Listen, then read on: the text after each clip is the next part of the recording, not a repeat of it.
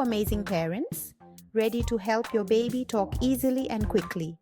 Ever seen those babies who name everything and say things at an early age? Here's what you can do to help your baby be the next talking genius.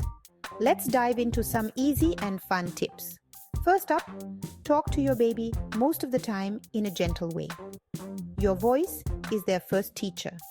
Use different tones and facial expressions. Name things. Introduce your baby to simple words for everyday objects, people, and activities. In their room or environment, babies understand words before they can say them.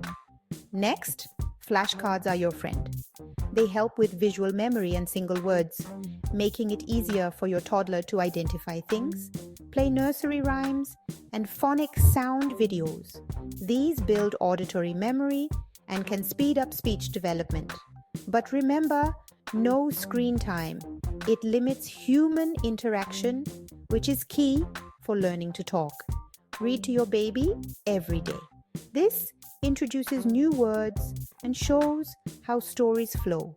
Babies grasp words before they can speak them. Play turn-taking games like peekaboo. Mimic your baby's actions like clapping. Imitation is essential for learning. Speak clearly and gently, just like you talk to an adult.